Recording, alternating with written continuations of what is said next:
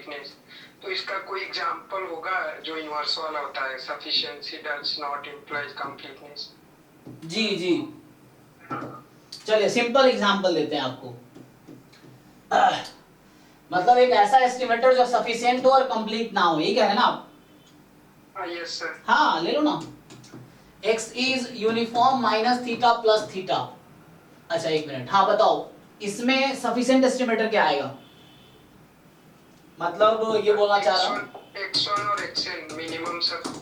जी जी जी, तो जो लोग आगे तक कर सकते हैं, देखो भाई इसलिए कह रहा हूं क्योंकि अभी कंपटीशन बहुत बढ़ रहा है, तो आप मेरे भरोसे बैठोगे मैं सिलेबस कंप्लीट करूंगा, वो ठीक है, बिगिनर्स के लिए ओके है। जो ऑलरेडी पढ़ चुके हैं तो आप आगे के क्वेश्चंस करो, आगे के कॉन्सेप्ट करो, आगे की चीजें करो, और मुझसे डाउट क्लास में डेली 1 घंटे डाउट क्लास लूंगा, लगभग क्लास चलती रहेगी, तो आप मुझे उसमें डिस्कस करो। तो उसमें मेरा पर्पस ये है कि आप अच्छा रैंक लाओ, आप अच्छा सीखो, अच्छा करो लाइफ में।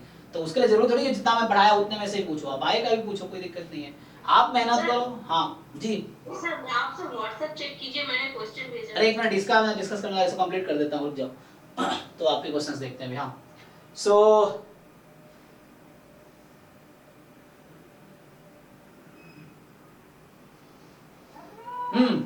बताओ भाई, सो क्या बोले आपने? x1 और xn जॉइंटली सफिशिएंट। ओके, तो क्या ये लगता है इज इट कंप्लीट? सर वही तो नहीं पता। हाँ देखो, इसमें कितने पैरामीटर है? एक ही है थीटा। और इसमें कितने एस्टिमेटर मिलके एक नया एस्टिमेटर बना रहा है? तो ऐसा बोलते हैं इसको हम कि इसका डायमेंशन 2 है, ये एक ऑर्डर पेयर है, जैसे पॉइंट होता है ना 1,2 हमारा, ऐसा करके। सो ये आपका एक ऑर्डर पेयर है, तो इस तरह का एस्टिमेटर कभी भी कंप्लीट नहीं होगा, ये थ्योरम है। मतलब अगर पैरामीटर 1 है, इसको बोलते हैं कि जो नंबर ऑफ पैरामीटर 1 है और number of estimators in the sufficient, मतलब ये जो 2 डायमेंशनल एस्टिमेटर है, इसको क्या बोलूंगा मैं? 2 डायमेंशनल एस्टिमेटर है। तो एस्टिमेटर का जो डायमेंशन 2 है, पैरामीटर एक ही है, तो this will never be complete, ये थ्योरम है, तो इसलिए कभी ये कंप्लीट होगा ही नहीं। लेकिन अगर x1 और xn या यदि यूनिफॉर्म θ1, θ2 को फॉलो करे फिर? हाँ उस केस में हो सकता है, यस, क्योंकि 2 पैरामीटर हो गया अब, तो 2 एस्टिमेटर है तो हो सकता है, तो उसको हमें डेफिनेशन से चेक करना पड़ेगा कि जो आपका कंप्लीटनेस का डेफिनेशन है या जो एक्सपोनेंशियल फैमिली का जो थ्योरम है उससे चेक करना पड़ेगा, हो सकता है डायमेंशन इक्वल है तो हो सकता है। ओके ओके सर जी।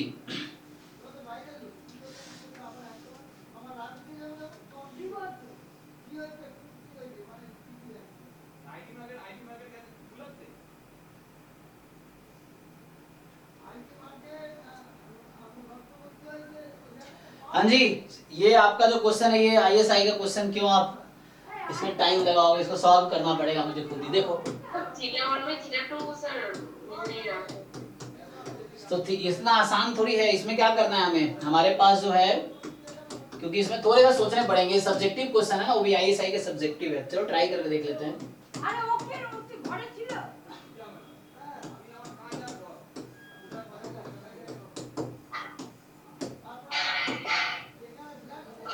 क्योंकि इसका प्रॉपर ये एक स्टैंडर्ड क्वेश्चन है, इसका प्रॉपर प्रूफ बहुत लेंदी होगा, तो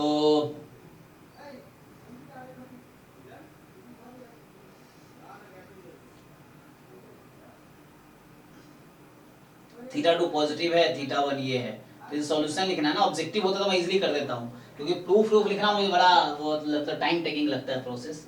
ट्राई करके देख लो फिर भी,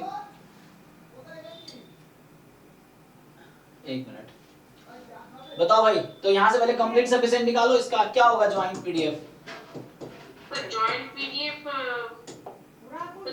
सॉरी ज्वाइंट कह रहा हूँ, पहले तो एक्स का पीडीएफ क्या है, ज्वाइंट बाद में आएगा, मतलब लाइवलीहुड फंक्शन, लाइवलीहुड फंक्शन क्या है, ज्वाइंट ही तो है, तो अभी पहले पीडीएफ निकाल लो, क्या होता है इसका पीडीएफ बताओ मुझे इसका।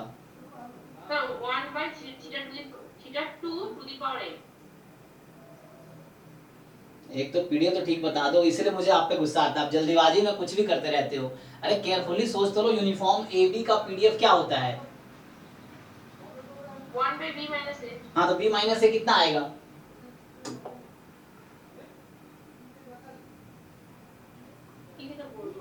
b माइनस ए क्या होगा, बाकी लोग बताओ भाई, b माइनस ए किसके इक्वल आएगा? Sir 1/2 theta 2। हाँ 2 थीटा 2 ना, 2 कहाँ है आपका?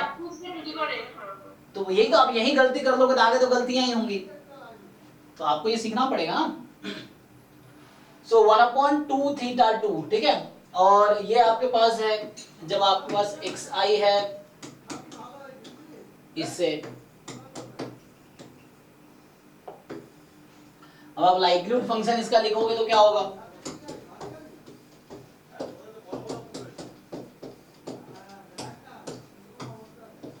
अब यहां से थीटा का रेंज निकालो, क्या आएगा? सो बताइए, यहां से थीटा 1 माइनस थीटा 2 जो है less then each x i है, तो theta 1 minus theta 2 less than first order statistics है, ठीक है। मान लो इक्वलिटी लगा लो, यहाँ पे कोई दिक्कत नहीं, इक्वलिटी लगा लो। और दूसरा आ गया थीटा 1 प्लस थीटा 2 जो है more than equal to x i है, so theta 1 plus theta 2 more than equal to क्या होगा? nth ऑर्डर स्टैटिस्टिक्स है। सो एक तो ये हो गया और ये है। अब इसके हिसाब से हमें देखना पड़ेगा, तो यहाँ से थीटा 1 का रेंज क्या है? चलो मैं अगर सिर्फ थीटा 1 के रिस्पेक्ट में देखूं तो क्या होगा? थीटा 1 इज, यहाँ से आएगा theta 1 is less than theta 2 plus first order statistics, और ये मोर देन इक्वल टू होगा, बोलो, nth order statistics minus theta, है ना, minus theta 2, nth order statistics minus theta 2, ये है आपके पास। अब बताओ, सो ये जो फंक्शन है हमसे पूछा है यूएम यूई, तो पहले तो uniformly minimum variance unbiased estimator चाहिए, है ना। ये सब जैम और गेट के लेवल से बाहर का क्वेश्चन है, तो बाकी लोग है ना स्किप कर सकते हैं। तो ये है ना आईएसआई पीएचडी एंट्रेंस का है ना ये, ओके। तो यहाँ से क्या होगा, है ना, यहाँ से थीटा 1 जो आ गया, दिस लेस देन दिस और मोर देन दिस,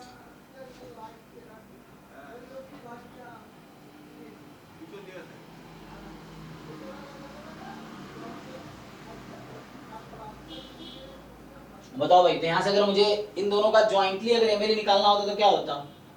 सिर्फ अलग अलग रेंज तो आएगा नहीं, तो इसके लिए मुझे अब करना पड़ेगा ये जबकि लाइक्लीहुड फंक्शन फ्री है थीटा 1 से, this is free of theta 1, तो मुझे थीटा 2 का रेंज चाहिए था, मैंने यहाँ थीटा 2 का रेंज निकाल देता हूँ, एक मिनट। सो थीटा 2 का रेंज लिखना चाहिए मुझे, मतलब थीटा 2 को थीटा 1 के टर्म में, तो theta 2 is more than nth order statistics minus theta 1, और वहां से आएगा theta 2, O more then he आ जाएगा, फिर तो दोनों से मोर देन आ जाएगा।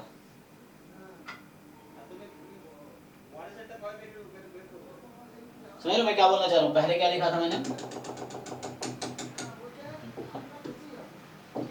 पहले ये था कि थीटा 1 जो हमारे पास है less than first order statistics plus theta 2 and more than equal to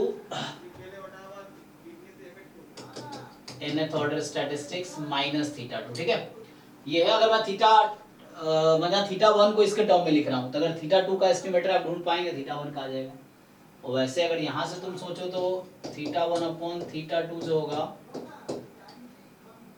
तो यहाँ से first order statistics upon theta 2 plus 1, अच्छा nth order statistics upon theta 2 minus 1, ये आ जाएगा,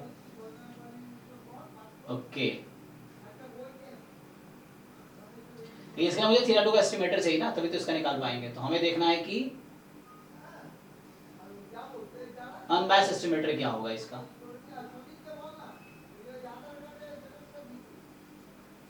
तो यहाँ आपको फाइंड करना पड़ेगा पहले तो expectation of,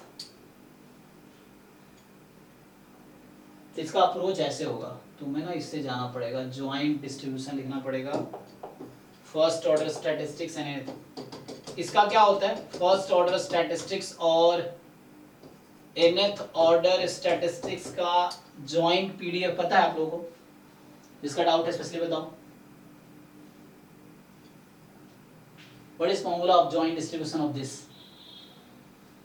Sir, n factorial by n minus r factorial. Simplify करके नहीं याद है, सिंप्लीफाई करके बताओ फाइनल। यही थिंग आता है n into n minus one, कुछ ऐसा आएगा। सिंप्लीफाई करके बताओ क्या आएगा फाइनली।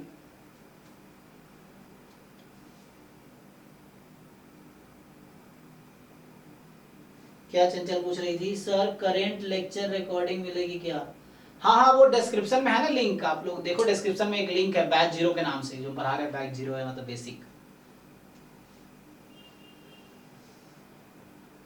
बताओ भाई, इसका सिंप्लीफाई करके बताओ जल्दी।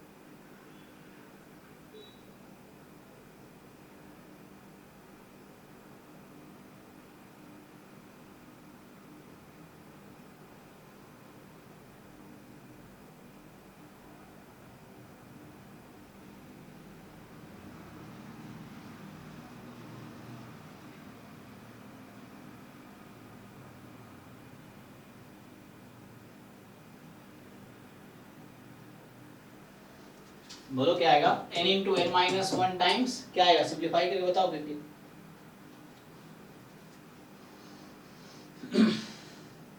Sir, n into n minus 1 fy minus fx to the power n minus 2 1 minus. Sir, बोलो बोलो। हाँ, CDF of y minus CDF of x। हाँ, यहाँ आ जाएगा CDF ऑफ, चलो 2 है ना, तो मतलब इसमें या तो ऐसा लिख दूं मैं, क्या लेना चाहोगे? CDF at f of y minus. हाँ, मतलब जो आप y बोल रहे हो x2 है, जो x है x1 है, तो हाँ To the power n minus 2 जी, into s of x2 to the power n minus 1 into small fx2 into small fx1. Small fx2 into small fx1, ये होगा। सर लेकिन यहाँ पर सर वो जो कैपिटल fx है ना, वो नहीं होगा सर। क्या होगा? 1 सेकेंड, वो सर यहाँ पर दिया हुआ है into -2 small fx into small। हाँ हाँ ठीक है सर, ठीक है। अब बताओ, यहाँ से अगर आप निकालो PDF, तो हमें ना, अब देखो यहाँ पे अप्रोच किया एक्चुअली UM ही चाहिए। तो UM के लिए मुझे क्या चाहिए? एक तो कंप्लीट सफिशिएंट दोनों होना चाहिए, और दूसरा कंप्लीट सफिशिएंट दोनों होगा, और दूसरा क्या चाहिए? अनबायस्ड भी चाहिए ना, लेवन-सेफिस थ्योरम यूज करने के लिए। तो चलो, तो यहाँ से क्या, अभी जो मैं लाइक्लीहुड फंक्शन लिख रहा था, यहाँ से मुझे वो चाहिए, पहले मुझे कंप्लीट सफिशिएंट बताओ यहाँ क्या बनेगा।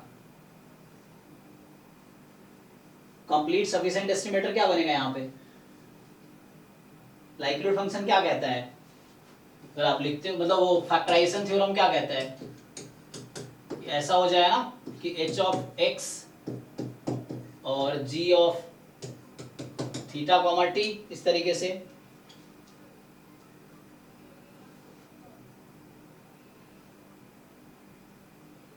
ओ hello hello Hello sir, I am Aditya sir. Yes Aditya, good evening, how are you? I am fine sir. Namaskaram sir. नमस्कार, where are you from? I am from Hyderabad sir.